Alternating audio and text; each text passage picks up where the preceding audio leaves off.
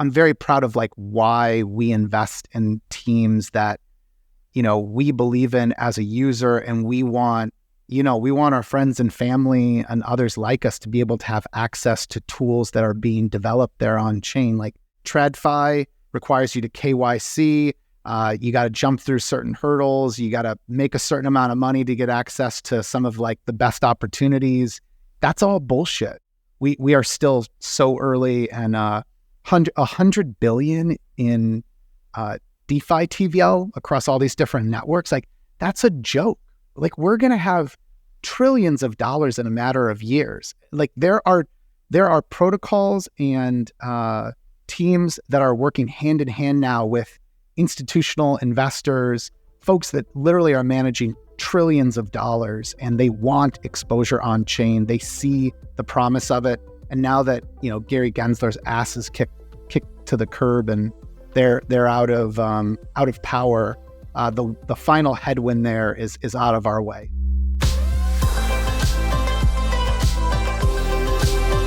Welcome to the Edge Podcast. I'm DeFi Dad. Before we jump in, I want to give some context for today's episode because it's a bit different. A few weeks ago, Nomadic and I joined the Wallfacer Podcast as guests, and the conversation ended up being one of our favorites this year. We covered a lot, from Bitcoin ideology that still underpins crypto culture, to Ethereum's path forward and why we think it's still massively undervalued. But I think what was most unique is we got to share some of our current thinking on where we're placing actual bets in the market. So if you're curious about how we're shaping our own portfolios heading into the second half of 2025, this one's worth a listen. Just a quick reminder, if you listen to the podcast on YouTube or Apple or Spotify, please subscribe there. Also, you'll want to go to the-edge.xyz. That's a great place where you can get access to all the written content that we put out aside from the podcast. And then one last thing, as always, please show some love for our sponsors. Again, we work really hard to curate partners that are not just sponsors. These are folks that we've known and we enjoy working with. We know their products. We believe what they're building is valuable. So if you go into the show notes, you'll find links to all of those different protocols and applications. So go exploring. There's lots of great partners there, lots of great yields to discover through our partners at the Edge Podcast. The crypto UX is broken. In AI, you can't trust it. Let Magic Newton set you free. It puts financial freedom on autopilot. It does all the work for you 24/7, so you can go do what you want. This is the vision behind Magic Labs, the creators of embedded wallets. Used and backed by the best, see for yourself with a simpler crypto UX powered by verifiable AI agents. Get started at newton.xyz. Maple Finance is one of my favorite products in DeFi. It is a gateway to sustainable real yield powered by over $1 billion in AUM across USDC and BTC products. And now with Syrup USDC by Maple, anyone can earn institutional grade yield. Learn more at syrup.fi, and thanks to Maple for supporting us here at the Edge Podcast and Edge newsletter. Satoshi wanted blockchain to be fair. MEV corrupted the system. Bad actors extract billions, while users pay the price. MEV ends now. Introducing Fair, the first L1 blockchain to eliminate MEV using Byte protocol. No front running, no sandwich attacks, no manipulation. Just fairness. Cryptographically guaranteed. Fair is for AI, for financial institutions, for scale, and for you. It's MEV free, confidential, and fast. Powered by Byte protocol and Ferris DK. The future is fair. Overwhelmed trying to manage your crypto and DeFi investments? Meet iYield, a free financial planning tool for crypto natives and yield farmers. iYield's dashboard compares returns from your DeFi positions side by side, providing clarity to help you make better decisions. iYield supports a growing list of over 16,000 tokens and 40 of the top DeFi and staking protocols across 17 blockchains, including Ethereum L2s. The best part is that iYield is 100% free, anonymous, and there are no ads. Check out iYield.com today to take control of your financial future. Hey folks, I wanted to tell you a bit about our sponsor, Pyth Oracles. your go-to source for smarter data to power smarter contracts. PIF delivers real-time market data for crypto, equities, FX, and commodities to over 80 blockchains. With 120 plus major market participants like Jane Street, Binance, and CBOE, PIF ensures secure, low-latency feeds trusted by 430 DeFi apps. You can learn more about PIF by going to pif.network, and thanks to the PIF community for supporting us here at the Edge Podcast and Edge newsletter. Hello, and welcome back to the Wallfacer Podcast. Today's guests are DeFi Dad and Nomadic Cap, co-founders of the Edge Podcast, the Edge newsletter, angel investors, and well-known educators in the crypto space. Guys, welcome to the show. Thanks for having us. So, I think so many people are going to know you guys from the content that you put out, DeFi Dad especially. I mean, you've been making content in the space for so long. I'm curious what got you started doing the content and sort of educational stuff first, and then really how that's informed how you approach angel investing and everything else you do in the space today. Yeah, there's a lot of luck involved here. So I got into the space in 2017, and I was just trying to learn about Bitcoin and Ethereum. I did not get rich in 2017. I know there's a lot of epic stories for other folks back then, but I got a little bit of crypto exposure, some Bitcoin, some Ether. I held XRP at one time, God forgive me. And my portfolio went up quite a bit in a few months. And, that was an inflection point, for me realizing, hey, this is an exciting space. I was actually more drawn into, the underlying tech with Bitcoin and Ethereum. I really thought it was as transformative as I believe it to be today, that this can really rebuild the whole finance system. And so anyways, I got into 2018, and then I watched my portfolio go down to a number lower from where I first invested. And I found that I was still just as in love with it. It obviously stunk to see my portfolio go down that much. I think it went down in total, maybe 66% below what I invested. But at one point, whatever I invested was up 3x. So I was down 95% like everyone in 2018. And so I ended up going to an Ethereum conference at the end of 2017.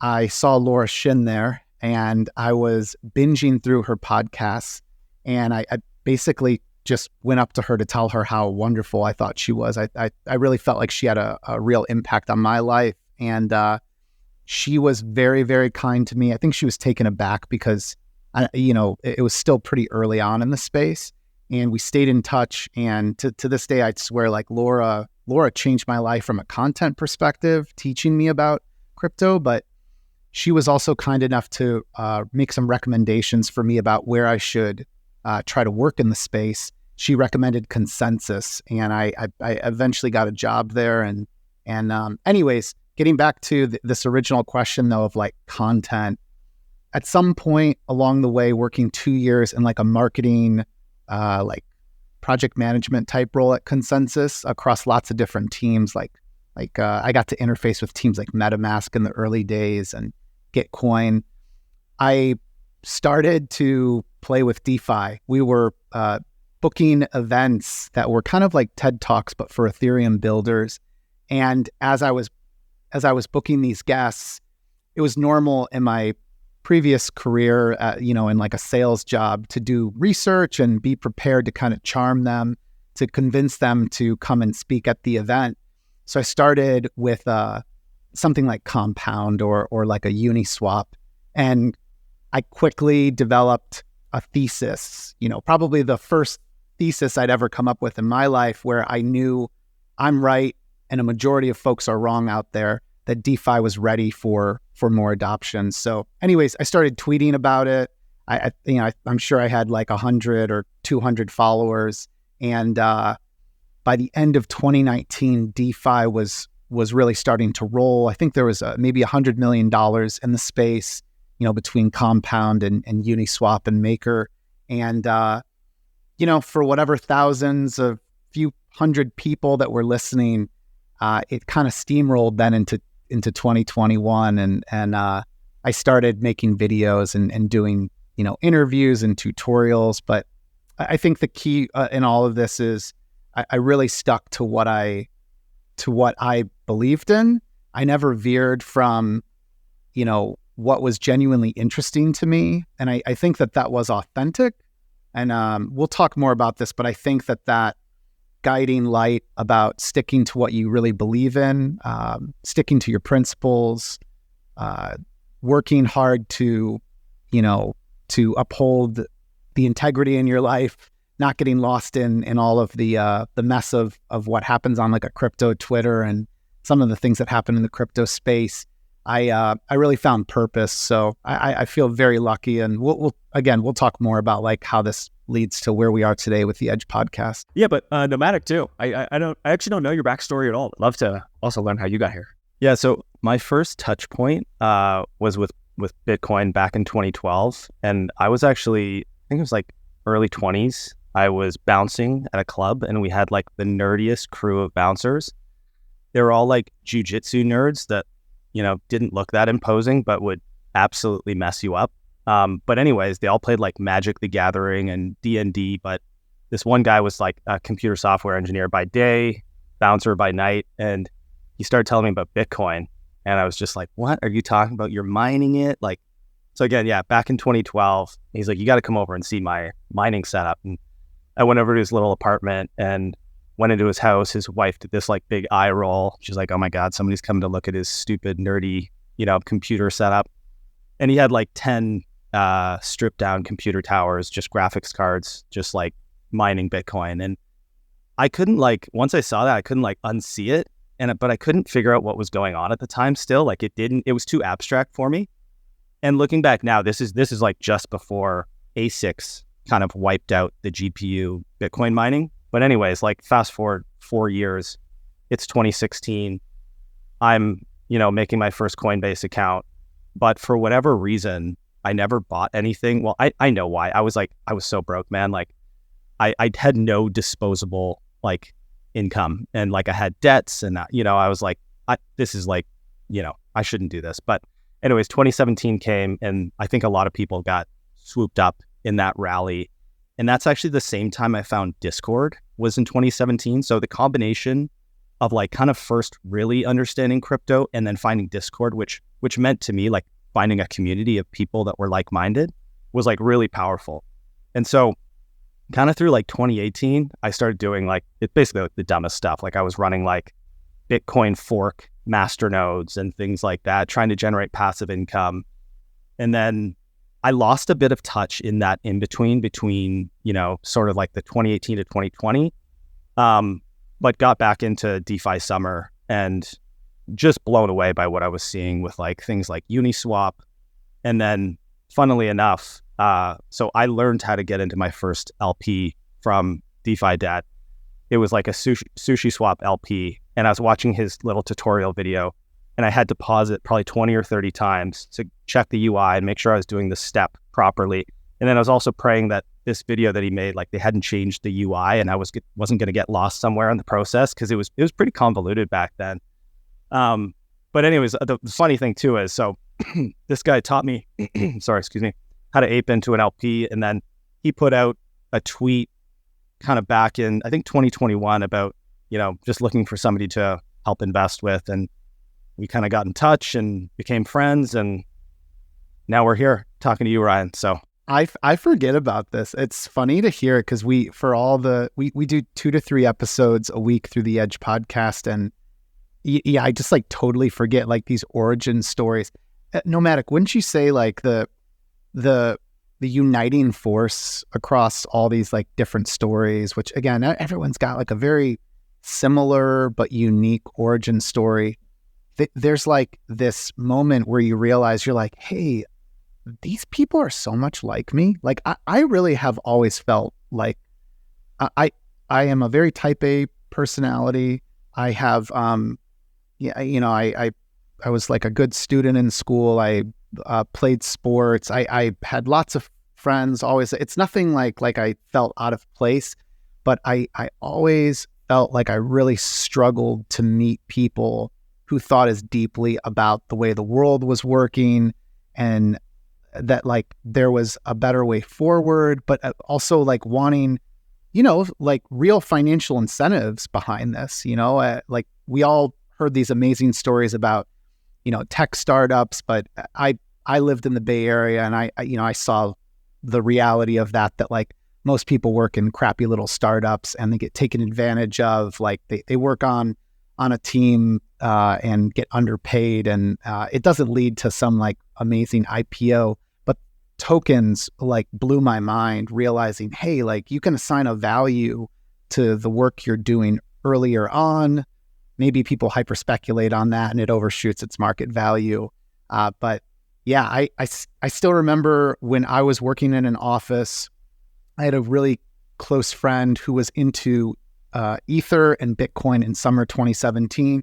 And he was literally like every single day in my ear, you need to learn about this. This is like so up your alley. Like you are exactly the type of person who would love this. And I kept, basically just laughing at him, saying like, what the hell is it? Ethereum? It was such a weird sounding name to me. I looked up Vitalik and was like, it's this goofy, like he's a teenager. He's under 20 years old at the time.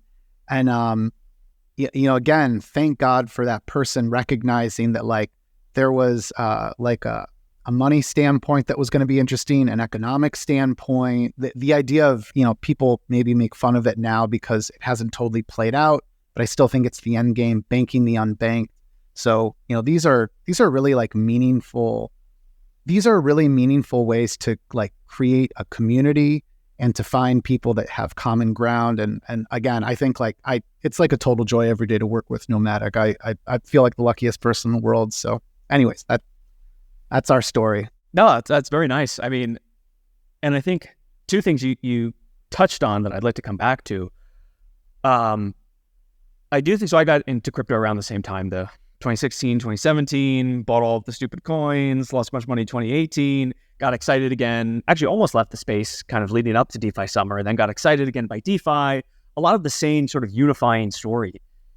And it's something I actually would say that I struggle with a bit today in crypto, which is I feel like at that time, and I don't want to turn this into a Bitcoin episode, but I do feel like there was something different about people whose first touch point was Bitcoin, in that Bitcoin does have this very clear ideology, right? I mean, I'm not a developer, but I remember when I was getting into the space, I bought Andreas Antonopoulos' book, Understanding Bitcoin, spent the time like really trying to understand what this thing is, why it matters.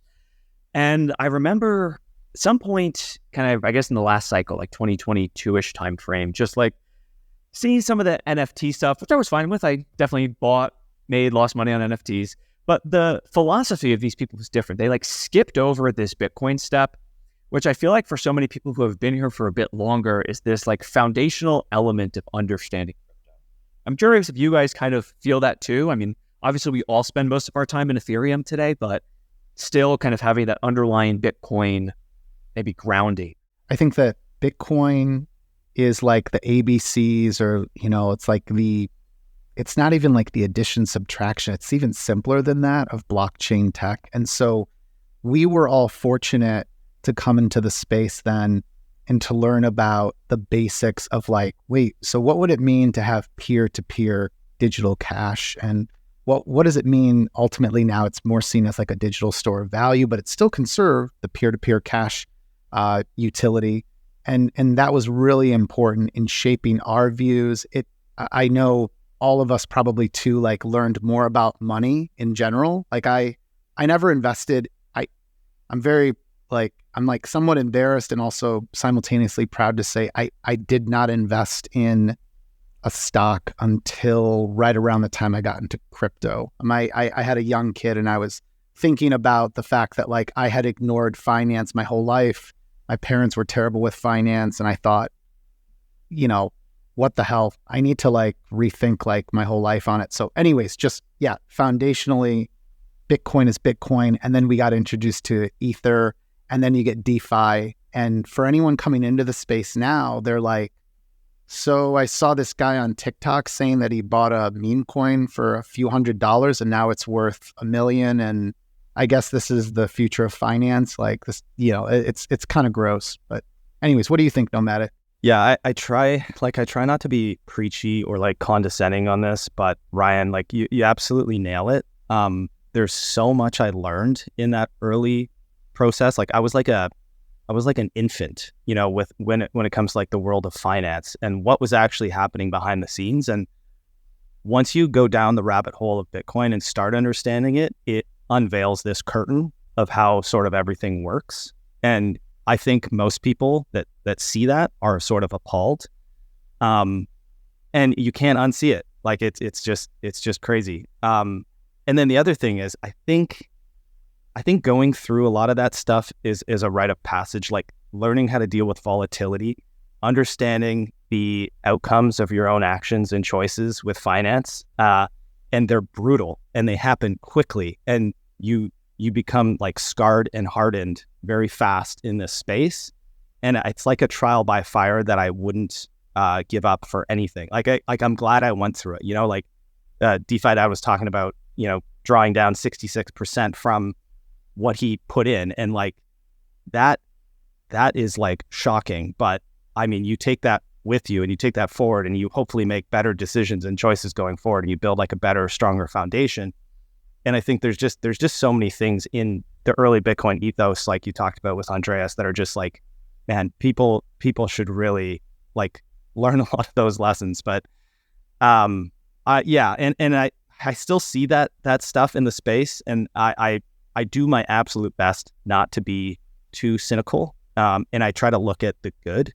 And I'm like an eternal optimist with anything, so I try to focus on what is inspiring me and try to like block out what isn't. And yeah, I never really got into the meme coin stuff, but anyways, yeah, I'll leave it there. But so the other thing that you guys had mentioned earlier is kind of how DeFi, I think, was really this moment that was what really got you excited about the space, right? There was the initial moment, and then there was the kind of defining who you are today. And I think DeFi has been that kind of for all of us. I want to come back to that, but I do just want to come back to the Bitcoin sort of hierarchy of ideology. It's interesting because, obviously that extends to Ethereum as well, right? Vitalik wrote for Bitcoin Magazine. A lot of the Bitcoin ethos does live within Ethereum, even if Bitcoiners might deny that. And as I think about crypto today, maybe beyond Ethereum, I think that ideology maybe is not there, right? There's much more of the race for performance, which there's nothing wrong with. If anything, it's kind of the more modern, Silicon Valley approach to building blockchain networks. And that certainly is what's working today as well, right? Hyperliquid makes lots of trade-offs of what would be a Bitcoiner ideology for super high performance. I'm curious where you net out on that, what I'd call like the modern state of the industry there. I believe you're both pretty bullish and excited about Hyperliquid. Yeah, riff on that a bit. I am very bullish on the spectrum of different approaches here. And so let's start with Bitcoin. Bitcoin has always been notably difficult to change. That's been viewed as one of its greatest strengths. It's incredibly reliable. I mean, it's the most reliable. Like, let's be clear, it's the network that hasn't gone down for the longest amount of time, blockchain network that has the most uptime, the longest uptime. It's viewed as truly uncensorable. And, the whole flywheel of how like Bitcoin works has like proven itself over the longest time frame. So like that's incredible for this like digital gold use case. Maybe the caveat that I'll make there is I think that they have an issue with some of the loudest voices in the room have advocated for holding Bitcoin with custodians, holding it through an ETF, and it like absolutely goes against the grain of like what Bitcoin is supposed to be and like where it derives its value. But it's also a sign of like the whole industry just matured, and like we don't expect the largest capital allocators in the world to like be using ledgers and putting them into safe somewhere. So this is all a sign of maturity. But yes, I do think they've sort of lost their way a bit. Like the community has. It doesn't have the touch points that we all felt. Like you really, let's be clear, like Bitcoin is as much a religion as it is a technology. Then you have Ethereum, which I think has stuck to its principles more than any other ecosystem. And this is it should be one of its greatest strengths, but it's like smashed between Bitcoin, its big brother, and then every other L1 out there. And so Ethereum, probably its greatest strength right now is its uptime. The fact that it is viewed then as uncensorable. There's a lot of arguments that folks will have about how much decentralization is enough, but I can tell you the scoreboard clearly says that the biggest capital allocators are trusting Ethereum. Like the largest amount of money in terms of stable coins and all the other RWAs is sitting on Ethereum by a huge mile. So this is, again, moving through this spectrum. And then we have newer L1s that have compromised on, let's say, security, decentralization, because they want greater performance, greater throughput. And so I think Solana pioneered that approach. I was absolutely critical of it from day one, and I hold Sol now because I absolutely believe that they've had a breakthrough. They're here to stay. There's just zero question, will Solana be around in my mind in 10 years? You've got Bitcoin, then Ethereum, I'm second most confident it will be around, and then there's Solana, and then the next one, and I'm going to let Nomadic touch more on Hyperliquid among these, but Hyperliquid is really giving users everything they want as a trader, but there are, I personally lose sleep over the security of those assets in their bridge. It's just they've really optimized for the best trading experience. But if I asked you, where do you have the greatest guarantee of maintaining control of your assets, being able to access them, knowing that the network will never be compromised? Yeah, it goes Bitcoin, then Ethereum. Maybe you could make an argument that they're closer to equal there. And then you've got Solana, and then Hyperliquid sits so much further out in terms of tail risk of something terrible happening. But Nomadic knows way more about this. He's the true Hyperliquid degen between the two of us. Yeah, I think Bitcoin sits on its island kind of all the time. And one thing that you mentioned, so the difficulty to upgrade Bitcoin is a feature and a bug. And I think I saw Nick Carter talking about this recently. I think it's becoming so hard to do now that it almost blows up the entire community. And there's another, block wars debate, or there's a highly contentious fork. So what I think Ethereum has actually threaded the needle on is this social consensus they've come to with upgrading the network, which I think is such a difficult feat to pull off for a decentralized network like Ethereum and where it sits today. And look, the last, call it, I don't know, maybe year and a half has been very tough. But what I've seen recently just gives me I'm just getting so bullish again on Ethereum. And there was a moment to kind of tie this into Hyperliquid. There was a moment, I think, in the darkest times there for Ethereum where I was man, do I just full port into Hyperliquid here? What am I doing? But the things that kept me were, hey, where do I feel comfortable with the bulk of my assets still? Ethereum. What is, in my opinion, the most pristine collateral? It is Ethereum to me, because I can borrow against it up to 92% LTV on things like Fluid. I love Hype, but you're not going to be able to attain that sort of LTV for a while. And I Hyperliquid to me though is, I think they nailed this rollout of their ecosystem, their token. It's it's much like I've talked about this immaculate conception moment, kind of like Bitcoin was, or Ethereum. And the thing is, they've created a wealth effect for their community, which I think if you look at the traits of successful ecosystems, they had to create a wealth effect for their users at some point in time. And so I really do think they're going to work towards decentralization. And one thing that really annoyed me with the Ethereum ecosystem was I need things quantified. Okay, what is sufficient decentralization? Are we just going for maximal? Are we trying to lever up to the extreme maximum? We have to look at trade-offs with that as well. And I think they're doing that a much better job of that going forward right now. So I also have my fears of some security issues with Hyperliquid. But yeah, I mean, I think they're on the right path, and hopefully they continue towards this like path of decentralization.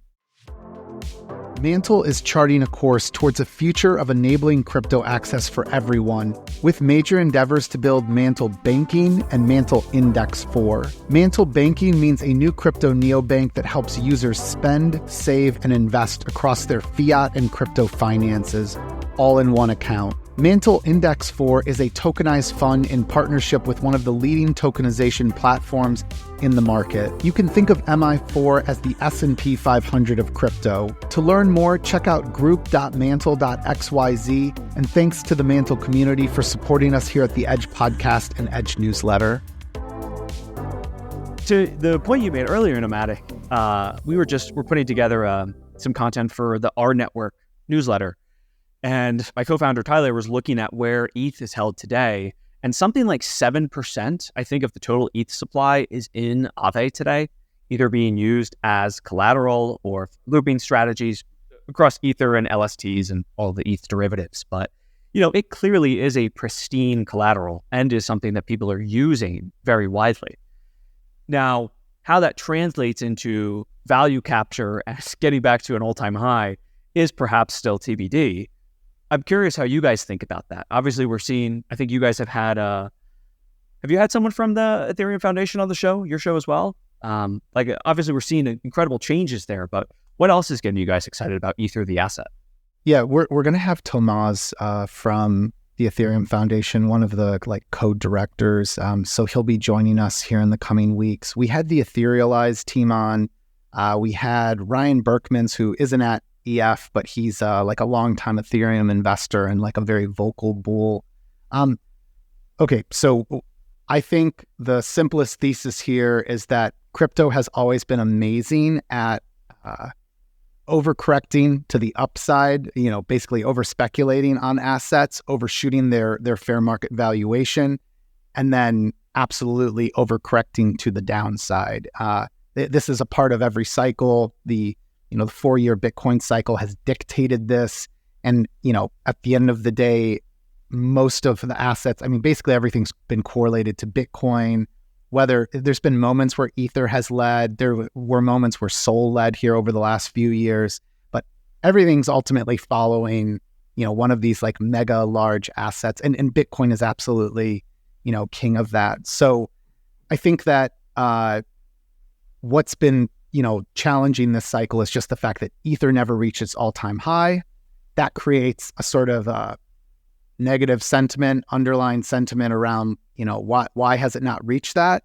No matter how sophisticated or mature we think the market's gotten, I think Sol at $8 was the buy of the last few years. Anything under $50 was like a gift. And are you going to be more excited about a platform that is in the hundreds of billions of dollars range that, you're looking at and you're thinking reasonably, this thing based on past cycles could maybe get up to $1 trillion, maybe multiple trillions if we're lucky. And so again, whether you are a professional venture investor or whether you're brand new to the space and you fall into the category of let's call them a retail investor, everyone wants to make money. I think there were just really more appetizing, opportunities there than Ether. Ether and Bitcoin, frankly, are such enormous assets that it's just not that easy. Of course, you need that much more money in order for these to double in value or, go up however many multiples. So just getting out of that negative sort of flywheel with having achieved so much success, having grown so much. Another thing, I'll say a second thing is, for whatever reason, being the little brother to Bitcoin, I think Ether is always held to a fairly unfair standard. We're looking at it through a DCF lens. We're comping it to, a Microsoft. We're comping it to real world businesses. For whatever reason, and again, I'm so proud to be a part of the Ethereum community, but for whatever reason, it has just drawn this really intense criticism because it is such an enormous asset and it's a pioneer in that space. Meanwhile, every other L1 gets to comp itself to that. Oh, well, if they're worth 200 billion, what do we need to do to just eat up a few % of its market share and grow that much more? So it's been a privilege for every L1 launch then, and I'm so excited for the market to absolutely just annihilate so many of these L1s. Like there's so much vaporware out there that deserves to go down 99% and eventually become completely obsolete. So anyways, there's this sort of like being cucked in the middle between Bitcoin and every other L1. And then I'd say the final point here is I think that Ethereum has a path to just hosting that much more value on chain. Some of the changes that have been made with recent network upgrades around blob fees, like we know that the network is, the L1 is scaling, but the real path forward is for L2s to be these like unique sort of like cities that live on top of the settlement layer that is L1. So, I think years from now, someone will look at the three of us as like, oh, well, you guys transacted on Ethereum L1, or they won't even know what that is. They'll just view everything as Ether that's like an L2. So that's been, I think, a challenge in the inflection point of where Ethereum is, going from everything was on L1 in 2020, 2021. Then we see Optimism and Arbitrum launch. And then we see like a base launch and so forth. And, the future is probably thousands, tens of thousands, millions of L2s. I mean, everyone and their mother seems to be launching an L2 now. It's, Base was just like a pioneer in doing this. And there's a pathway there to just an enormous amount of fees being accrued to Ethereum. Now, the key to all of this, though, is like, I can't go into all of like the nuance here, but I would highly recommend if you go check out the Edge podcast, the-edge.xyz, just look for the podcast with Ryan Berkmans, Berckmans. He's probably the most articulate at like running through the details for like the average person to understand, or even someone who's more advanced in the space. But he really talks about like how do blob fees ultimately scale with demand for Ethereum, and then how does that translate to value accrual for Ether, the asset? Yeah, I think when it comes to like trying to get conviction around an asset, you have to be able to, like, this is the way I like to think about stuff. You have to be able to extrapolate out growth. Where will it be in the future? And with Ethereum, it got difficult because I think that it was a bit muddied about what the plans were for the future. There was an attitude of like almost like anti-winning in a way. There was a lot of mixed messaging. And when we had on the Etherealize guys, Vivek and Danny Ryan, what they were saying kind of just gelled with a lot of the things I was thinking, and it like emboldened me because I was like, yeah, that makes total sense. Like, look at all the stable coins on Ethereum. Look at all, like, look at where just the lion's share of TVL is stored still.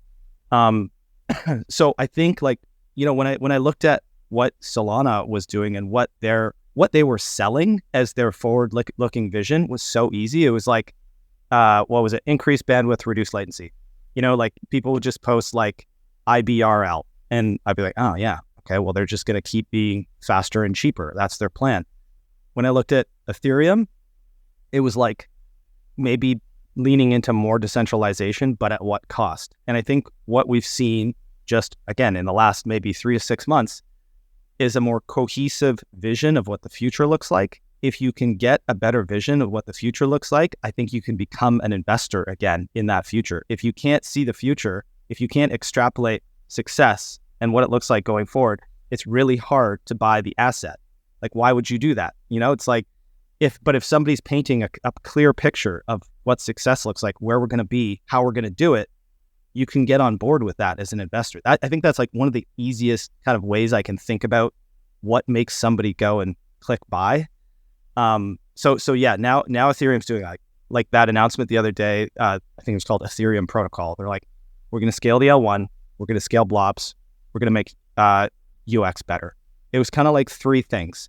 And then the other announcement just the other day too, it's like, oh, hey, we're just going to start using DeFi, and we're going to stop market selling ETH, or maybe they were limit selling. I don't know. But anyways, it's like these things are reassuring. These things make people give people a better picture of where things are going. So yeah, I could rant on and on about this stuff.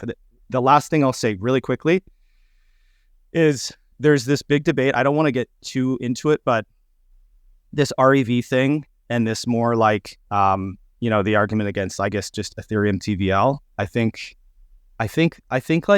both can be right, but we have this thing in this industry where the pendulum can only go one way, and we get these like binary reaction outcomes that I hate, because like DeFi Dad was saying, there's so much nuance, right? So like, okay, I think maybe a bit of REV is perhaps a good thing, but I don't think you need to throw the baby out with the bathwater and just not look at this mountain of TVL that sits on the Ethereum network and say, oh, well, we can't count that because they're not doing enough transactions. So, and we're not extracting enough MEV. It's like, oh yeah, there's all this money, whatever, 40 billion in Aave, but it's not really moving. So it's not valued. Like, I think that is a nonsensical argument, but anyways, I can get really amped up about this stuff clearly. So our prevailing theses are all driven from a user standpoint, and I'll call bullshit on just about anyone out there. I mean, like, I admire like a lot of what Blockworks has accomplished, like Jason and Mike, if that's his name. Like they've done a tremendous job. I'm grateful for like what they've done for the industry. Sometimes though, there are folks on that team that they're lost in their ivory tower thinking. They're incredibly intelligent. They put out amazing analysis. They're probably one of the best research firms out there in the industry. Delphi Digital also have just been a big fan of them for many years. Bankless has put out a tremendous amount of great content as well. But you know what?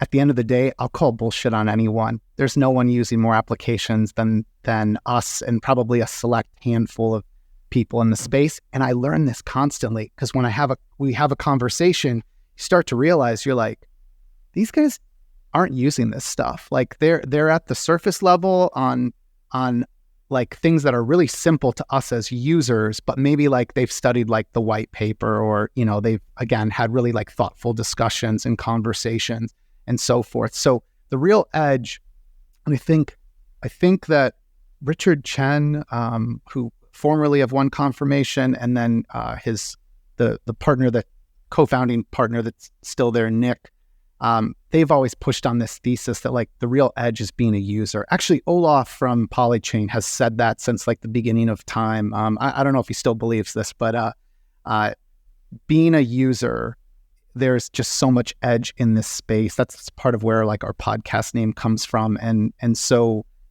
I absolutely miss certain details at times. I'm embarrassed I can't keep up with enough of all of the new ideas and new concepts. And, I wish honestly I was better at waxing on about REV. I feel like that's something that I have, it's a great example of something that I don't think I'm fully caught up on.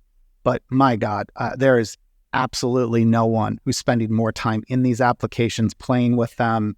And that's a guiding light for us. And I think that's where we're able to think from a first principle standpoint about what is the market missing? What does it need? It's quick and easy from a DeFi standpoint. We can tell you, is this a product that the market needs? Absolutely. Athena made sense from day one. Cap, this new stablecoin protocol, makes all the sense in the world to us. We just did a podcast with Upshift. We've had Maple on. Maple, I could have told you 2 years ago that they were going to be back at $1 billion in no time. So if anyone is looking for some quick TLDR in terms of inspiration from all the rambling here, it's get into an application and just start using. Just click around. You don't even have to deposit. If you can figure it out from just the UI, you're going to learn so much, and you're going to be ahead of some people who are managing some of the largest amounts of money in the space. Yeah, I agree. And I think, I've certainly been guilty of that myself at points in the past, even of just thinking, oh, this thing seems kind of silly. And then it catches on and you actually give it a try. And it's like, okay, well, now I understand why people are actually using this product, as it may be. I remember actually up until maybe, 18 months ago, maybe 2 years ago, I wasn't really a user of Solana. And then I actually had maybe a conflicting moment at the time, which was when I did go to use it for the first time. Obviously, it was to buy some stupid meme coin. And my transactions were just failing at this insane rate. Whereas like I've never experienced transaction failures at this rate on Ethereum.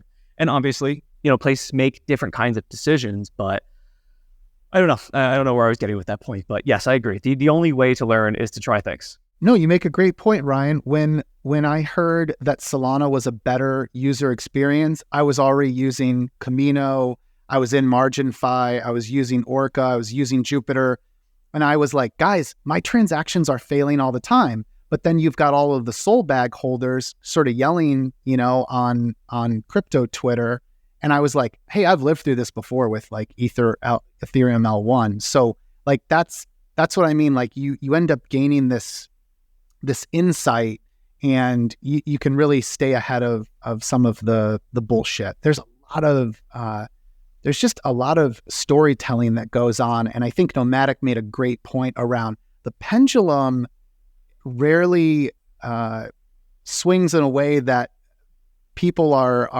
ultimately looking at what's going on with a lot of nuance. It just swings one way hard or the other. Solana's the new L1. Everything works. Look at all the meme coins launching on it. Meanwhile, like all these incredible, crazy meme coin launches, like the Trump coin going live, is just like, still feels like something that came out of a simulation. When that happened, I knew firsthand, like, I'm like, the whole network's broken. Like none of this works. And again, sure, would it have worked on Ethereum L1 or one of the L2s? That's not my point. My point is that we acted like we had ascended to, the future where everything works like a finely tuned machine. And I'm like, this Solana was reaching like its limits as a network. So, anyways, I have a very long-term view of like being a user and investor in this space for many years. And so I think you have to call bullshit where there's bullshit, but you have to also exercise patience for what's being built. And again, this is why, like, even though I've had my frustrations at times with some of these views on like, Solana or like Hyperliquid, everything's possible, everything works. It's all deserving to be priced as X percentage of Ethereum. Meanwhile, Ether's sitting there, and it's just a constant sort of like, it's like a death by 1,000 cuts, in terms of all the criticisms and analysis. You bring up a great point there about storytelling that I actually would like to kind of get into, which is, there's all of these like alignment anon accounts and stuff on Twitter, which are very engaging. I subscribe, I have notifications on for some of them. They're so entertaining. And I do feel like there is a lot of points in which I find their criticisms kind of unfair. And as I've been thinking about what I find unfair, it's that a lot of the teams they're criticizing, and granted, there are some times where people do malicious things, super sketchy market maker deals, whatever. But there's also a lot of cases where with crypto, with how fast things get liquid, and with the need to tell a story and build a narrative around your project, it feels like recently, especially, there's so many times where the narrative that a founder might be telling just gets so far ahead of where the project is or what the project is today. And if I think back to like the Compound launch, for example, that was a launch with no hype, barely any, storytelling. People really weren't excited until they saw yield farming. But now everything kind of launches with where the story is just painting this $10 billion picture, and reality is a chain with $10 million of TVL or a chain that's not even live. And that mismatch, I think, is one of the biggest problems I see in the market today, where, the story is just so far ahead than the progress. Plume is a great example for me. I think like they've got a grand vision that, I'm willing to be patient around, but like, are we kidding? Like, this is a chain that, it isn't live. It's got a token that's trading in the billions. And I actually think I'm very open to being like proven wrong on this, because they have an incredible BD team, like they're incredible storytellers. But like the point of all of these institutions coming on chain with RWAs, like wanting that exposure, is it has to be defensible. They have to be able to ultimately, defend them coming on chain to their own investors. And so you need an extremely reliable, uncensorable network that they can, have, near certainty in being able to access those assets reliably at all times, 24/7. Ethereum L1 is that.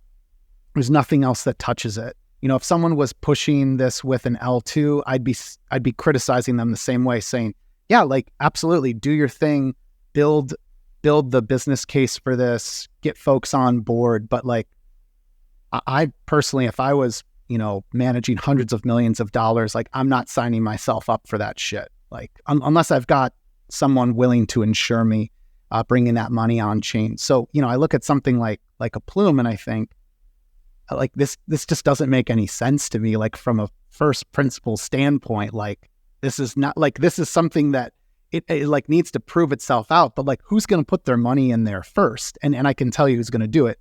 It's the big investors that got into the round at an extremely generous valuation. They're going to put up their money and try to create the flywheel, and they're going to do, deals behind closed doors as all of the protocols, end up doing, to try to create a story around TVL building. But nah, like I'm kind of, waiting in the wings for this to be proven wrong, but it doesn't make sense to me from a user and investor standpoint. Chris, Ivy from the Plume team, if you guys are listening, maybe we'll have you on the pod sometime too. But Plume actually is a really great example because, again, Chris, Ivy, if you're listening, love you guys. I would agree. I think that is a chain where the hype is so high, right? The valuation kind of reflects that as well, where they're trading.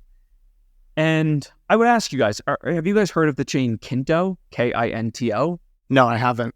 I don't think so. So Kinto is a chain like Plume, like they are or were, still are, an RWA chain that kind of came out a little bit before Plume announced themselves. And I think they took a much quieter approach to more like we're going to try and show rather than tell. They don't have a ton of TVL today. They do have some TVL though. It's an Arbitrum Orbit chain, but they have a market cap of like $40 million. And so again, it's one of these really challenging cases, I would say, where I think Plume has done a lot more things right, to be fair as well. But also like, yes, I mean, I imagine that the Apollos of the world and people who are involved with Plume today probably don't get as involved without that sort of grand story that maybe gets ahead of where traction is today.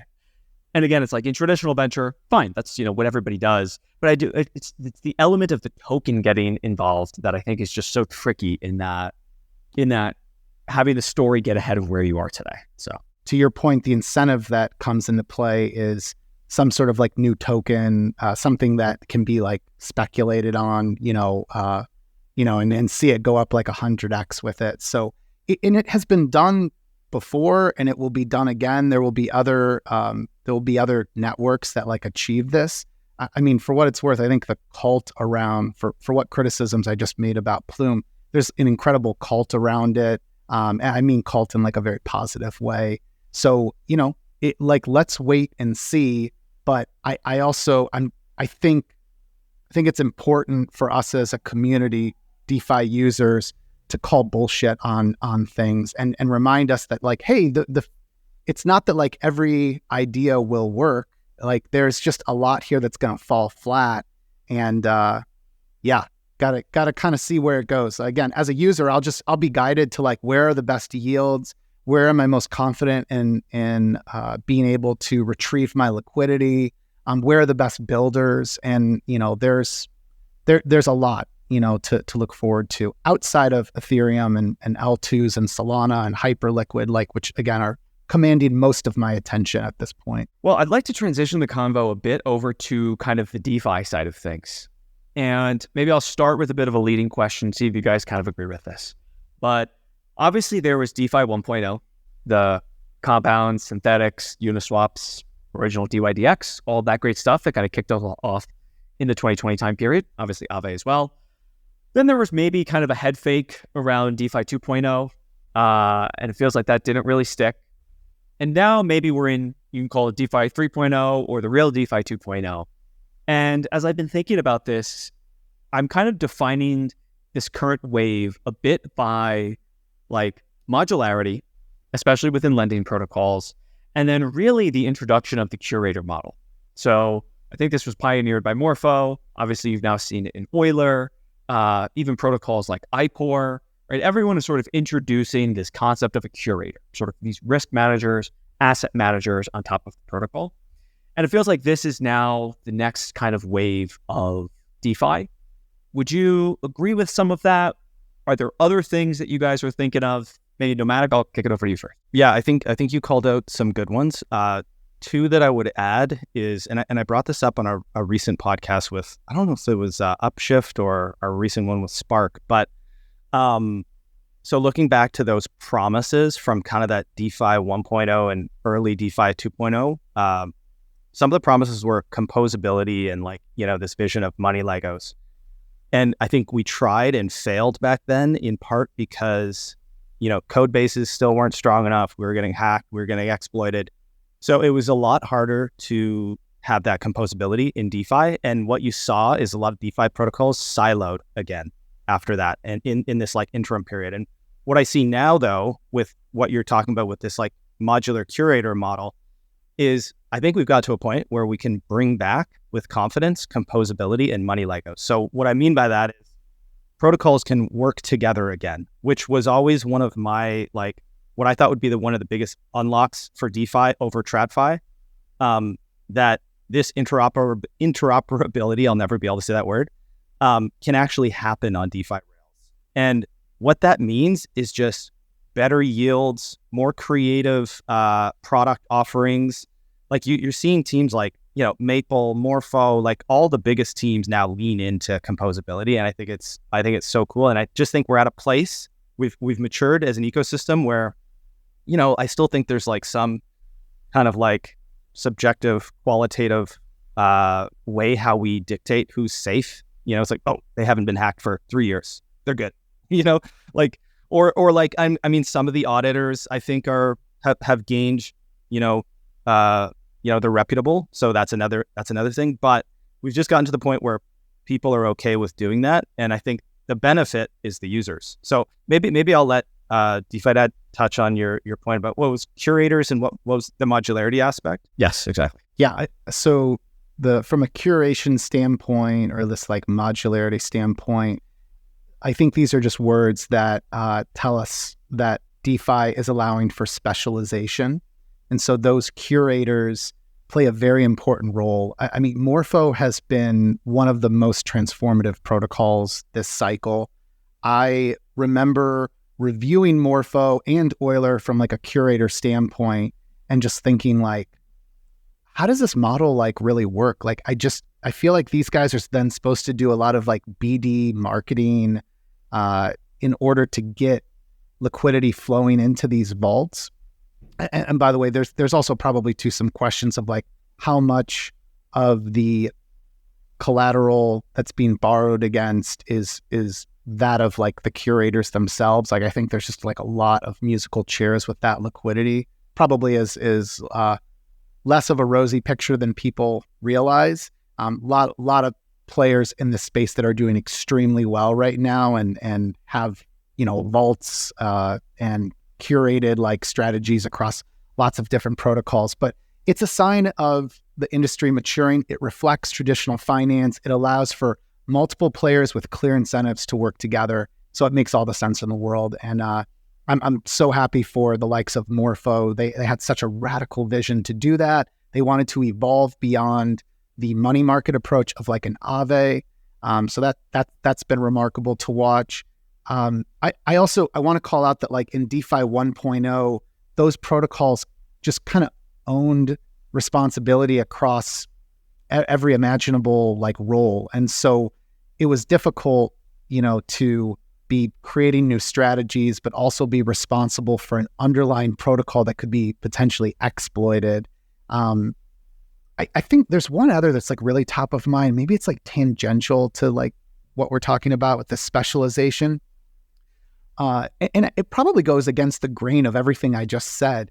So we just interviewed Spark, Sam McPherson, the CEO of Phoenix Labs. And I know, Ryan, you had him on this podcast recently.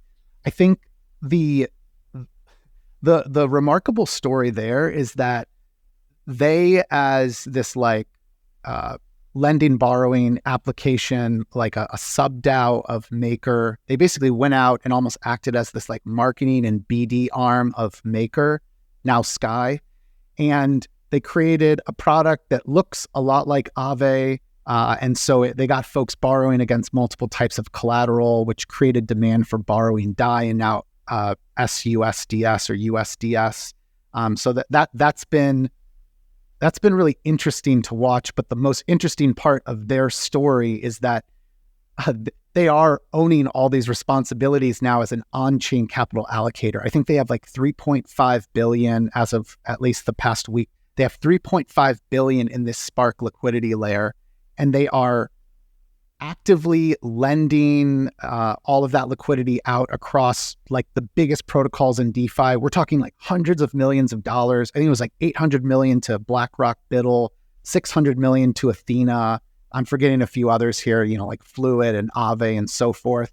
But they're doing that, and it's kind of like the DeFi 1.0 vision for me, where I believed that a DAO would ultimately be able to mirror like the most complex organizations in TradFi. And so maybe they're one that's actually proving that there still is an approach for all of this to be in-house. Just a remarkable story. I still like, it's so fresh in my mind. And I like, as I applaud the curators in the space, like the RE7s, the MEV Capitals and so forth, like, have really done a great job of leaning into this new frontier on chain. Like, kudos to them. I'm sure they're sleeping well at night.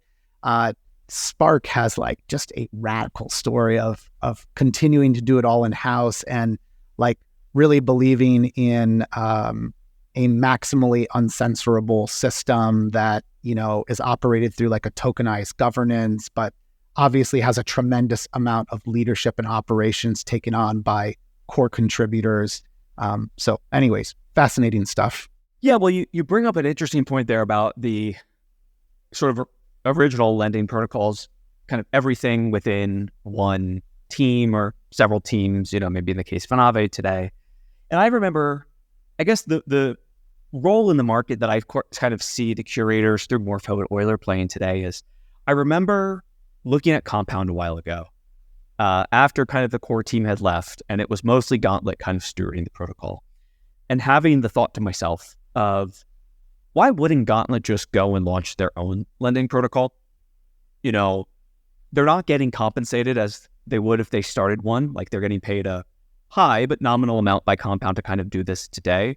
And it feels like the curator roles have kind of filled that void, where now for the Gauntlets and the RE7s and the Steakhouses and the MEV Capitals of the world, they can go to a Morpho and Euler, wherever, and they can effectively start their own business, like their own sort of business, without the overhead of having to manage a protocol and everything that's sort of entailed within that.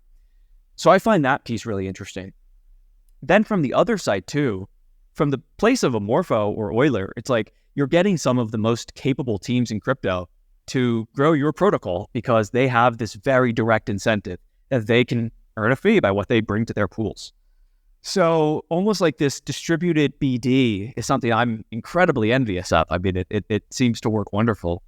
I mean, frankly, if you even think back to kind of Maple with the pool delegate model they used to have, it was kind of the same thing. You had the Maven 11s of the world, and I forget the other group, but that really is a powerful kind of concept. Great point. Yeah, Maple's another one to call out. They were pioneers of it, and they have like come back from the ashes and now are, thriving. I think like the major tweak there was going to over collateralized loans again, I think at some point we'll unlock unsecured loans better on chain. Another one I won't wax on about is just Aave. Aave is another one like Spark where you're like, wow, these guys continue to own so much responsibility in-house, and they are just so damn good at balancing the need to be a predictable, reliable protocol that doesn't make radical changes that put people's money at risk, but also to make the incremental improvements necessary for their product to evolve and for us as users to benefit from it. So Aave just released that umbrella like staking module. And so now they've got like double-digit yields, I think, on USDC to be able to earn there, and a few other assets. And I think Ether was basically double what you could get just by lending. I think their lending rate is always like between 2 to 4%, depending on how hot the market is. And now it's closer to 6%. So yeah, I mean, these are details and stories that if you are digging into them, if you are paying attention, if you're listening to this podcast, listening to the Edge podcast, reading our newsletters, like you really gain a sort of like appreciation, like a childlike curiosity in it. And that's why like when I see the nihilistic cynicism like on crypto Twitter, I'm just like, what is wrong with this algorithm or with this community? Like there's so much to be excited about and proud of. Like just ignore all of the bullshit, stop following the people that are shilling you a nonstop like, thread of meme coins or pushing out recommendations and endorsements without disclosing the fact that they're investors. Like these are like really simple sorts of things that like we adhere to. And I don't, to Nomadic's point, eternal optimist, couldn't be prouder to be in this space, couldn't be more bullish. Like we are still so early, and 100 billion in DeFi TVL across all these different networks. Like that's a joke. Like we're going to have trillions of dollars in a matter of years. Like there are protocols and teams that are working hand in hand now with institutional investors, folks that literally are managing trillions of dollars, and they want exposure on chain. They see the promise of it. And now that, Gary Gensler's ass is kicked to the curb and they're out of power, the final headwind there is out of our way. Like now we can know that we don't need to like fear crypto. Like it can be a uniting force, a technology that improves upon what's there in traditional finance. Yeah. And, I think about something like Umbrella.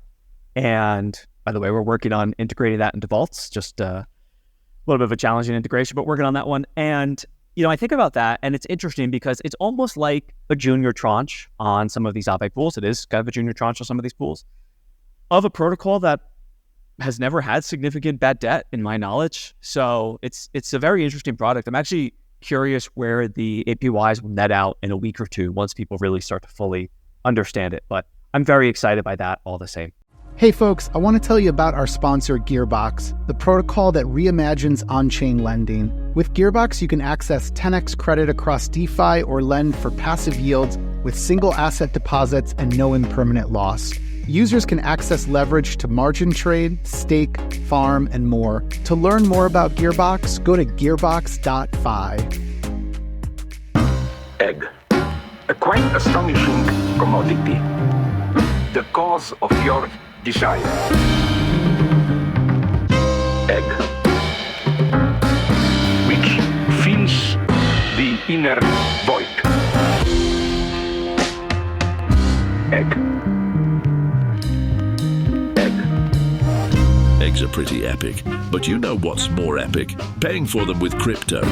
Borrow, earn, and now pay with Moonwell. Say hello to Puffer Unify.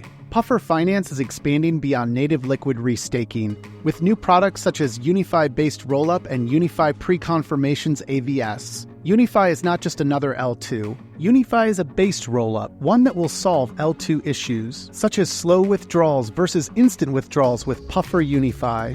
Puffer Unify is fast, capable of sub-second transactions. Unify also has boosted Puffer points, which means if you bridge assets, you earn boosted Puffer points and rewards from dApps on Unify. Puffer's core products mean a bright future for Ethereum. Learn more at puffer.fi. So I guess coming back around to Aave, kind of DeFi as a whole. Yesterday, I was just taking a look at the CoinGecko homepage, which for some can be a painful homepage at times. And I sorted it by market cap and I sorted it by FDV. By FDV, there's no DeFi coin in the top 20. Actually, same for market cap. There's no, by market cap either, DeFi coin in the top 20.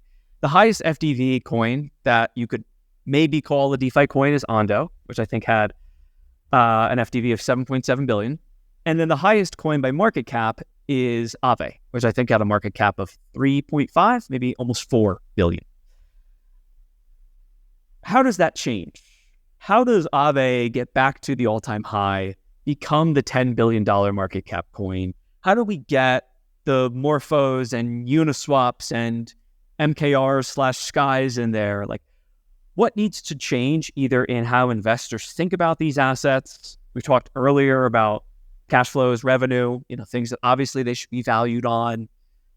What needs to change in your minds? Like, how do we get these DeFi coins into the top 20?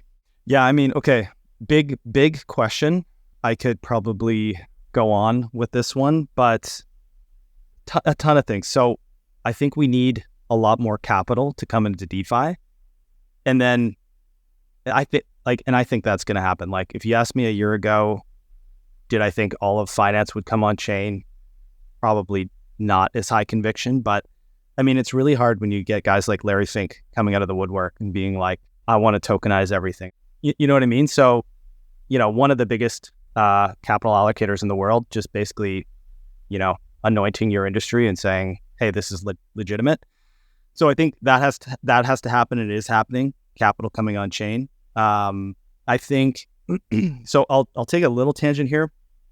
Felipe from Thea, he did a talk recently. I don't know what the talk was called. It was like lemon markets or something, but very good talk. And this kind of goes to fundamentals. I think the Uniswap Labs thing, he makes the example of that in that talk is there's been a dislocation between the value of owning the token and the value of owning the equity, and both are in kind of direct opposition of one another. So I think as an industry, we got to move towards clearer, just value accrual mechanisms. So hey, you're talking about tokens on a list on CoinGecko. Why would I want to buy any of them? Well, do any of them generate revenues? Does any of that revenue pass through to me, the holder? Tokens have so many superpowers that we haven't unlocked yet. We've talked about this on our podcast with Miles Jennings from A16Z Crypto. Tokens were created by lawyers over the past 3 to 4 years, 5 years, whatever. And I think nothing against the lawyers. I think they did an incredible job to even be able to get us to launch tokens that could do some things, but there's a ton of superpowers yet to be unlocked.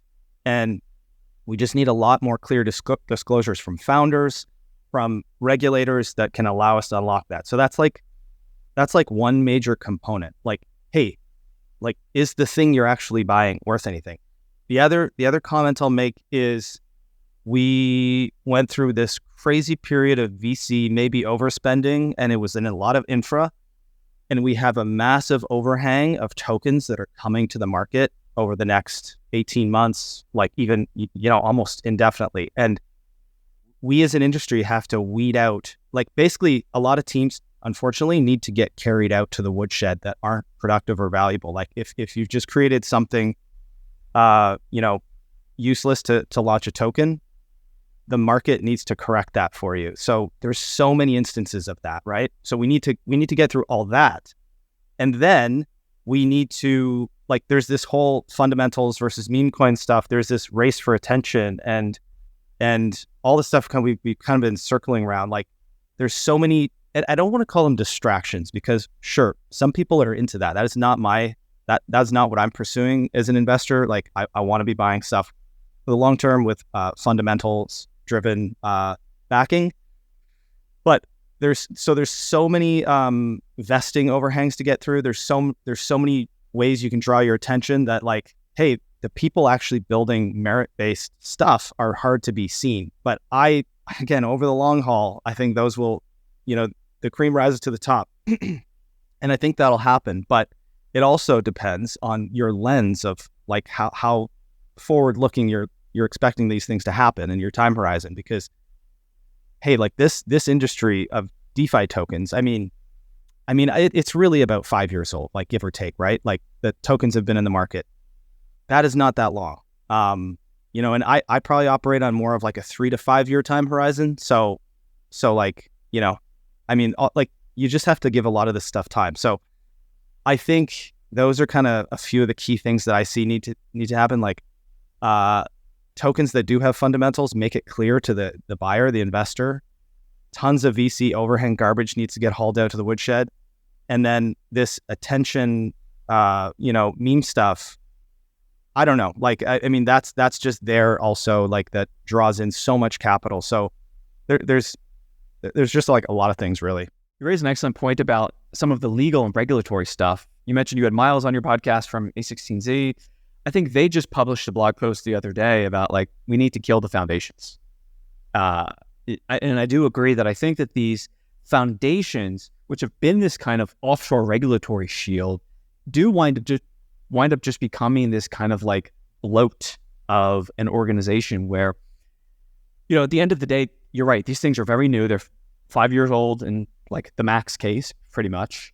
They're still early stage startups. And the idea that they have all of these like levels and foundations and just overhead to get through to make what should be quick decisions certainly is a drag both on productivity, but then also to your point about revenues getting distributed back to token holders. I think you guys have covered nearly everything. I just want to clarify, Ryan, were you saying you were looking through like the top 100 coins by market cap or FDV on CoinGecko, and you were saying like you just don't see a lot of DeFi tokens in there, right? Top 20 specifically, yes. Top 100's a little bit better. Top 100's a little bit better, yeah. Yeah, top 100. So, okay, I might, I appreciate, like, I think everything that you both covered, total agreement there. I think, lawyers were designing tokenomics for years.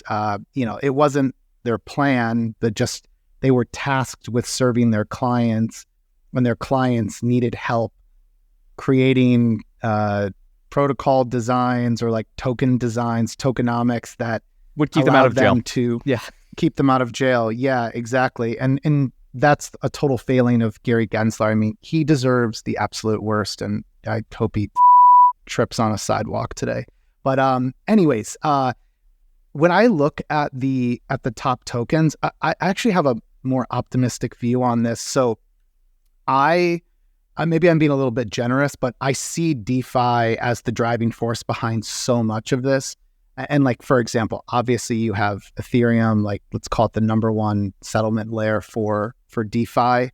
Even XRP has ascended to a place where the community is pushing for DeFi. They're pushing to create DeFi there, which like could have just been labeled as an L1, a meme coin here in this instance. You have BNB, you've got Solana, of course, synonymous with it, Hyperliquid, Sui.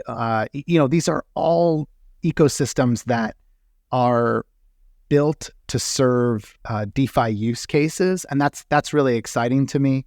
So I see a lot of like the major DeFi assets that are the most pristine collateral, like Lido staked Ether, wrapped Bitcoin still is up there, and I know CBBTC is maybe not in top 20, but I imagine Coinbase is going to keep rising. So I've got a much more like optimistic view on this, that like the market has clearly signaled that DeFi is the ultimate product market fit.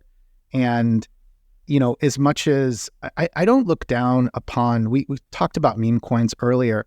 Meme coins to me are an example of, the financial freedom to trade whatever you want. Like, and I'm all for that. I love that. I just, it's like if you go and trade penny stocks, like be prepared to be hurt, more often than not. And I want to see more positive sum applications, which is why we focus on the likes of Aave and Fluid, or I think Athena being this tokenized programmatic trade, like that's an incredible unlock this market cycle, to see something like Athena grow to billions, because that was a trade that so many of us frankly just aren't capable of pulling off reliably. Like there might be a lot of money out there. There's enough folks with enough money to pull it off. But what's so amazing about DeFi is that anyone, whether you've got $1 or whether you've got hundreds of millions of dollars, you have access to the same tools. You have access to the same yields. It's just a matter of how much capital do you have to put to work. Like that to me is indicative of a more fair world. And, we're probably in the part of the adoption cycle for crypto where I do wholly believe that the next major wave that we're in here is big money coming on chain. We're going to see TradFi really leaning hard into this. I was hoping that retail could benefit from this sooner. And to be fair, they are able to, but we still have issues with just reliable internet access across the world. Who has access to the right devices? I think there's a problem very prevalent across all of DeFi apps. A lot of them are built for you to access on a desktop. But then you have actually to give a shout out to, I know Tron has really leaned into that. People beat them up for all sorts of reasons. And I'm not a TRX holder or a follower of His Excellency, but I have a lot of respect for the fact that there's been an intent to really lean into mobile-friendly DeFi, and that's a big unlock for lots of folks who have some sort of mobile device that would give them earlier access in parts of the world where, maybe it's a developing country where they're getting some access then to the types of smartphones that are necessary to get exposure there. So anyways, I couldn't be more optimistic that DeFi is going to continue to grow here, and I really see a repricing happening here. It's the overhang Nomadic alluded to. Just there's a lot that needs to be taken out to the woodshed, and I do see also VCs. We know angels and VCs in the space are really pushing for better applications.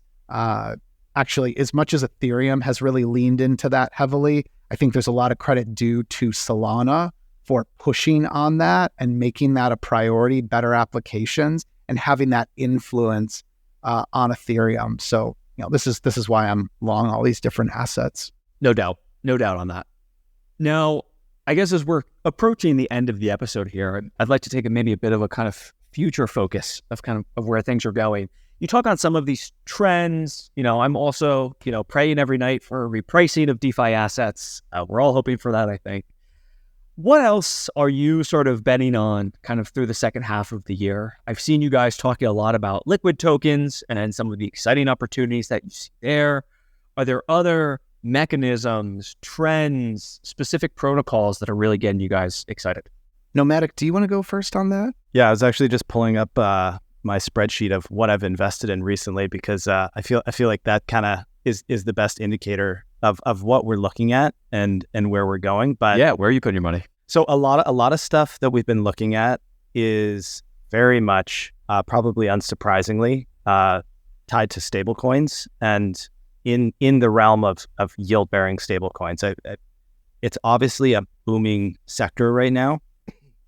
I maybe won't mention a ton of names, but I just think that's such an interesting design space to explore. And I mean, it can be one of those meritocracy things. Why we thought Athena was going to be successful is because, hey, really high yields. I mean, that's an easy story to tell. And I think we were worried about, are these risk adjusted yields though at the time? Some of the how funds were managed was a little bit worrisome. So ultimately, where are new sources of yields coming into the DeFi space? So new mechanism design is really interesting, I think, to both of us. has somebody figured out a new way to bring sort of off-chain yields on-chain, or even, or even vice versa? Like, I'll name like maybe just a few. So, a recent investment of ours, Infinify, they're highly composable with DeFi, and they can essentially take any yield, add a duration, basically like tranche it out, and create better yield. So I think like that's stuff that will win out.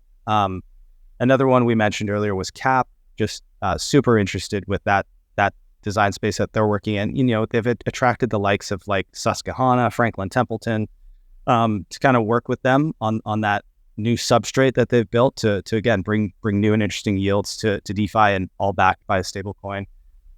Another one, I said I wasn't going to mention names, but Gaib is really interesting too. They're basically tokenizing GPU compute and passing a lot of the upside of those GPU deals, those cloud deals, onto users that hold the stablecoin.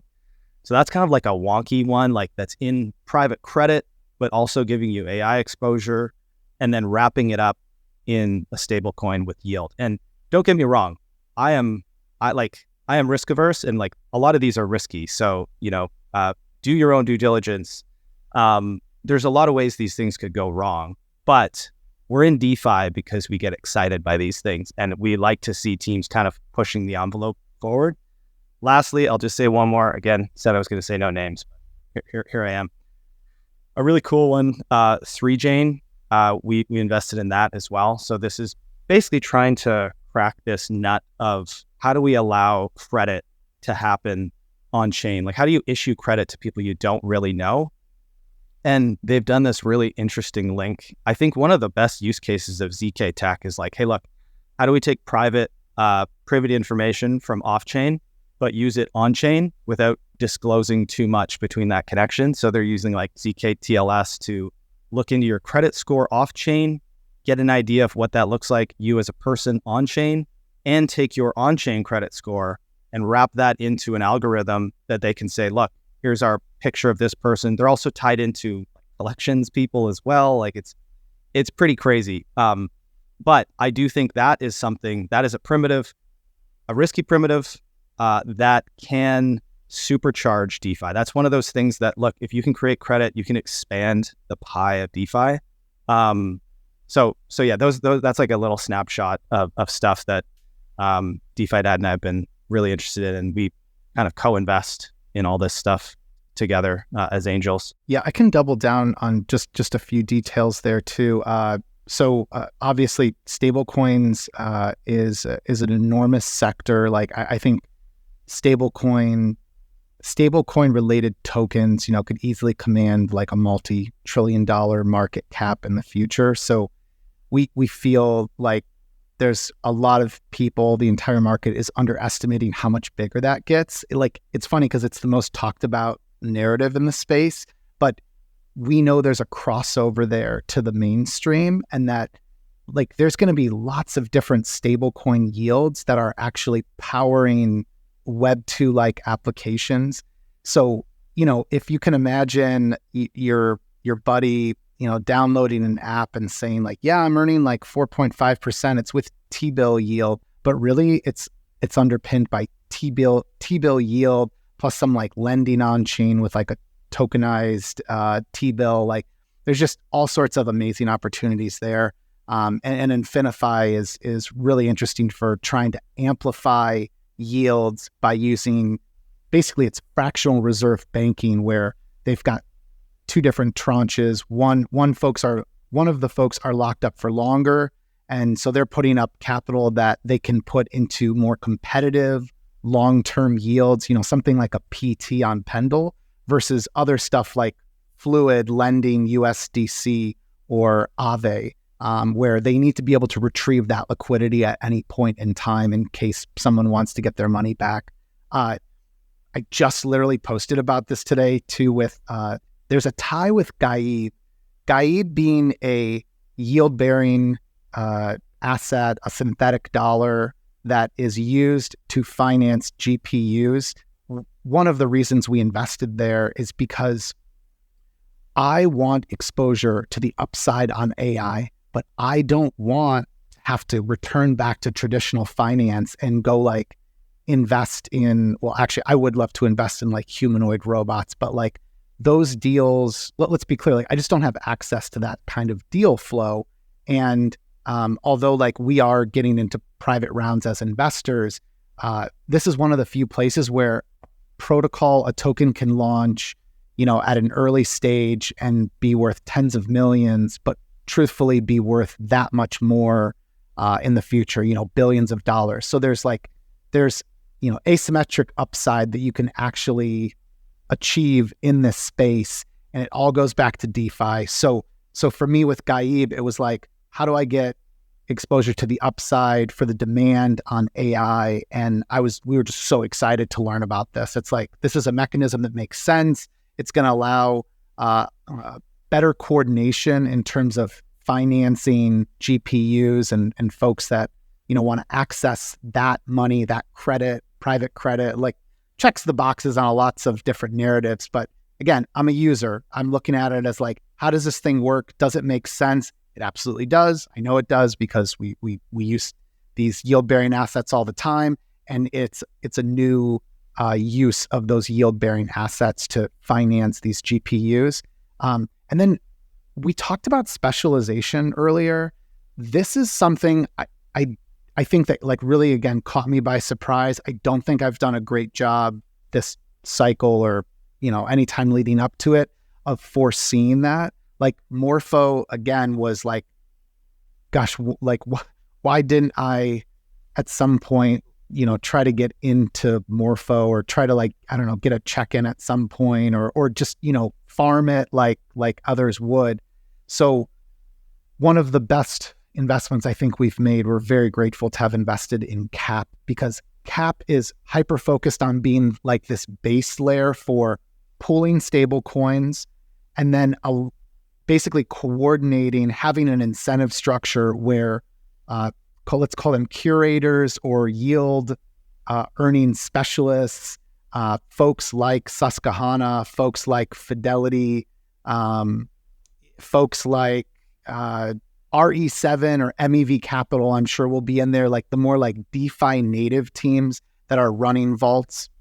Those folks are going to be able to access an enormous pool of stable coins, borrow from it, go earn yields. And then I believe the best way to describe this is that there's like a backstop there through EigenLayer to, it's a dirty word, but let's say they're insuring against the fact that like there could be an exploit at some point, but they're working with really reputable players. So again, idea of like a base layer that is going to be uncensorable, focus on being the Morpho of this like new sort of like stable coin earning approach, and then let some of the most sophisticated actors on planet Earth go out and earn stablecoin yield on behalf of the CAP CUSD holders. So like, I'm just like blown away at the fact that like, there's going to be, who knows, like a BlackRock that comes on board and is literally borrowing from this like mega pool of stable coins and then working their butts off to earn this hurdle rate. Let's say it's like 7 to 8 to 9%, I think is like the target, according to like the founder who we had on the Edge podcast. They're working towards that because they're going to keep what's extra, beyond that. And so anyways, I don't know. When you listen to us, I think it's abundantly clear, like I didn't work in traditional finance. I am very well aware that I have my blind spots. I'm ignorant to a lot that's been built out there. I mean, I do my best to continually learn, and I really feel like I'm always behind where I really want to be in terms of my knowledge, my working knowledge of the history of finance. But the place I really lean in is I damn well know what works on chain because I've experienced it. I've experienced the upside, the losses. I understand what some of these major players are going to face. They're just going to have a different lens, a different perspective coming from traditional finance. But anyways, welcome to the jungle when they get here, because it's a wild place on chain. One thing I just want to quickly add, if we have enough time. So sort of like a theme I think DeFi Dad and I started hitting onto relatively early was we definitely got away from infrastructure investing, and we started investing in the app layer. So that's like another theme of this, because again, we come at it as users, and you just step back and look, where is the value accruing now? It's like accruing to these apps that are like, they're the ones that are drawing in the users. And of course, like layer ones are as well, but that's still kind of like a bit of a race to zero on fees. So I'd say we came by it by luck that we started investing in some of these good app teams, just because that's what we're used to. And we know DeFi, and that's where we're most comfortable. And that's like our wheelhouse. So, all the talk about it was the fat protocol thesis forever, and that reigned supreme for a long time. And we've started hearing about the fat app thesis, and now even the fat wallet thesis is like a whole nother. There's tons of theses, but I do think that the app, it's kind of time for the app layer. So that's like the other kind of through line theme, I think, of our recent investing pattern. And it honestly, like, it happened sort of by accident, just because we're like using the things, and these are the things we like. So I would encourage anyone who, is searching for liquid tokens on chain. Like there's teams here that, we invested in, or one of us invested in. A lot of these have live tokens. Like, for example, I invested in Parcel being able to trade tokenized real estate on Solana. Like, if you are not able to quickly summarize the value of what these folks are providing, and to like understand from a user standpoint why this is something they could not live without, I mean, that's a pretty effective criteria for determining whether you should be spending any time on this, paying any attention, putting any money into it. And some of these they just need that much more time to work themselves out. Like, investing in Athena, we feel like, just like the luckiest people in the world that we invested in Athena, because the market did recognize how incredibly valuable they are as a protocol. Meanwhile, I don't know where Parcel is today, but like, I think Parcel is probably around, like, let's say 100 million. I think the last time I checked, around like 10 cents. Parcel is a radically unique use of DeFi. Like, I would have used Parcel years ago before we had bought our first home, like we having like a single family home. I couldn't get exposure to real estate. And again, I guess there was other tools there that I could have accessed through TradFi, maybe using like REITs and things like that. But with Parcel, like, it's just so much simpler, because you can bet on specific housing markets. You can bet on rental markets, and like, that's the sort of stuff that I think we get so excited as users. We probably over-index at times on that, and like, that's why we have tons of zeros and huge screw ups along the way. Lots of war stories to tell, but I'm very proud of I'm very proud of like why we invest in teams that we believe in as a user, and we want our friends and family and others like us to be able to have access to tools that are being developed there on chain. Like, again, TradFi requires you to KYC. You got to jump through certain hurdles. You got to make a certain amount of money to get access to some of like the best opportunities. That's all bullshit. That nothing has changed since 2018, 2019. Like, that's still complete bullshit to me. And frankly, like, I look forward to putting a number of these big banks out of business with DeFi in the future. Like, I really hope that some of Vanguard's not going anywhere, but like, they were so negative on crypto for so many years, and like, yeah, like, good luck. Good luck, because like, we're going to absolutely eat your lunch. Vanguard's going to be like the mom and pop that got put out of business because Amazon in the early 2000s like ate up so much of their market share. And everything I'm saying there probably sounds radical and nuts to be thinking that, but I'm telling you, there will be some enormous names that you'll say, what the hell happened? And then meanwhile, the likes of BlackRock, who really leaned into the space, are going to do well. So anyways, if you're looking for opportunities in the market, look at it through the lens of a user. One token that we're both exposed to, and again, none of this is financial advice, is Fluid. We feel really strongly about Fluid. We feel like it was one of the most real innovations this cycle with what they call smart debt and smart collateral, turning your debt into a passive liquidity type provision, earning trading fees basically for being willing to have debt denominated in like USDC or Tether. Like, these were incredible unlocks, and they've made DeFi a better place, and they're positive sum. And I think Fluid is incredibly mispriced right now at like 500 million, given what they're building towards. I think there's several cases like that still in the liquid market. I also have Fluid exposure. I had DeFi Made Here on the podcast, DMH, on a while ago.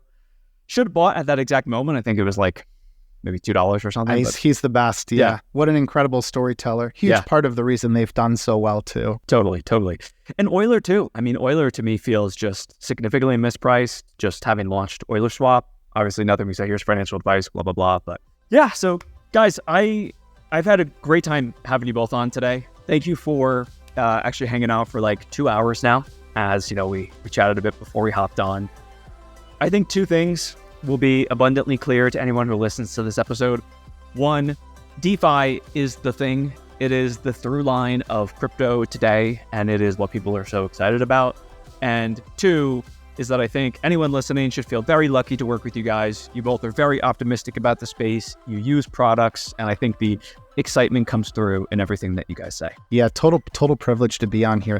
And make sure folks go to vaults.fyi. We are constantly spotlighting all of the opportunities that are available there. Because I mean, ultimately, like, that's what you guys are, like one of the ultimate curation platforms for getting easy one-click access to some of the best DeFi yields. Thanks everyone for tuning in. To stay up to date with future episodes, plus get expert tips, strategies, and exclusive content, subscribe to our free newsletter at the-edge.xyz.